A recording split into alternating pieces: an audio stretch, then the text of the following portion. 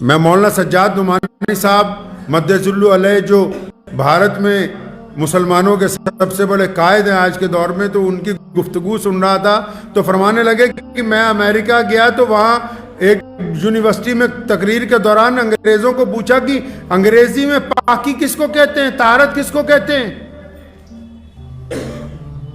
حیرت کی بات ہے کہ ان کی ڈکشنری میں اس کا کوئی انگریزی معنی ہی نہیں ہے۔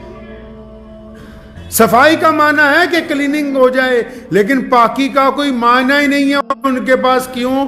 کیونکہ ان کے پاس پاکی کا تصور ہی نہیں ہے۔ یہ اعلیٰ ترین دین محمد رسول اللہ نے انسانوں کو عطا فرمایا، یہ محمد رسول اللہ نے عطا فرمایا۔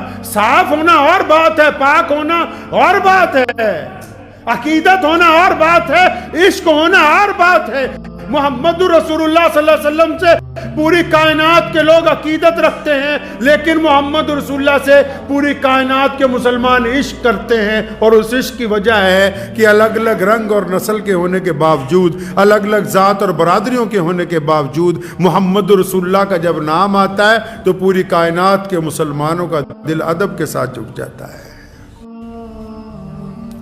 حضرت حبیب بن زید رضی اللہ تعالیٰ عنہ کو مسلمہ کذاب نے اپنے دربار میں کہا نا، دونوں ہاتھ کاٹے، پاؤں کاٹے، انگلیاں کاٹیں، بازو کاٹے، فرمایا حبیب تجھے ڈر نہیں لگتا؟ فرمایا جس نے محمد رسول اللہ کا کلمہ پڑھا ہو کی ہو۔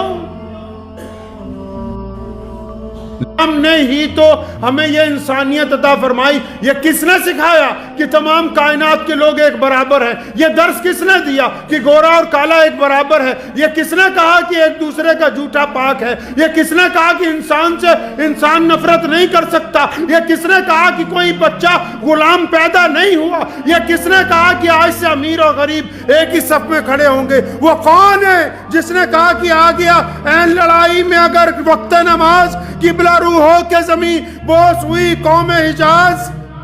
ایک ہی صف میں کھڑے ہو گئے محمود اور ایاز، نہ کوئی بندہ رہا نہ کوئی بندہ نواز، اور بندہ صاحب و محتاج و غنی ایک ہوئے، تیرے دربار میں پہنچے تو سبھی ایک ہوئے۔ نعرہ تکبیر، نعرہ تکبیر، ختم نبوت زندہ باد، ختم نبوت زندہ باد،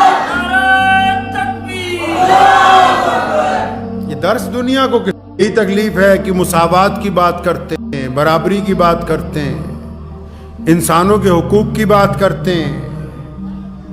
محمد رسول اللہ صلی اللہ تعالیٰ علیہ وسلم کی جو تاج ختم نبوت ہے، اس بات کو دل کی تختی پر لکھ کے لے جائیں۔ اور کچھ میں ان کو خبتی کہا کرتا ہوں جو زیادہ پڑھ لکھ جاتے ہیں اور پھر کہتے ہیں نہیں کہ فلاں فلاں کی بات سن لینی چاہیے، دنیا کا قانون سنو پہلے، دین کی بات بعد میں بتاتا ہوں تمہیں، تمہاری زبان میں سمجھایا جائے۔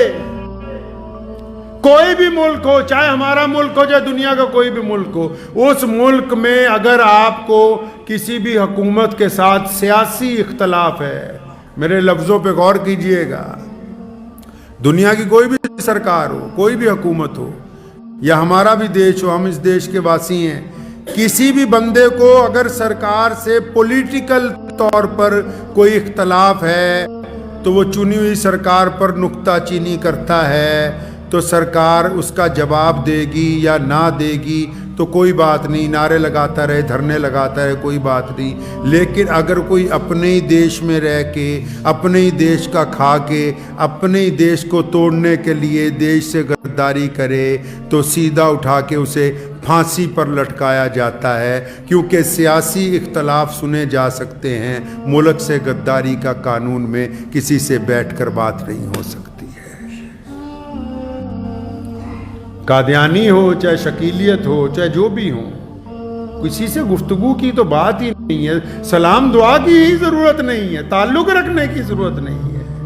علامہ انور شاہ کشمیری رحمۃ اللہ علیہ نے فرمایا کہ اگر ذرہ برابر دل میں شک آ جائے نعوذ باللہ ویسے ہی لیٹے لیٹے کوئی سوچ لے کہ نعوذ باللہ حضور نبی علیہ السلام کے علاوہ کوئی اور نبی ہو سکتا ہے کہ نہیں، یہ سوچنا بھی ایک ایمان والے کو اس کو ایمان سے دور ہٹا جاتا ہے۔ پھر دوبارہ کلمہ پڑھے، توبہ کرے، استغفار کرے، کیونکہ پوری کائنات میں اگر ہمارے لیے کوئی نجات راہ ہے، پوری کائنات میں ہمارے لیے اللہ تبارک و تعالیٰ کے حضور کوئی ہماری سفارش کرنے والا ہے، اگر کسی کا نام لے کر ہم زندہ ہیں، اگر کسی کے دستور کی وجہ سے ہمیں زندگی عطا ہوئی ہے، تو صرف اور صرف محمد الرسول اللہ صلی اللہ علیہ وسلم۔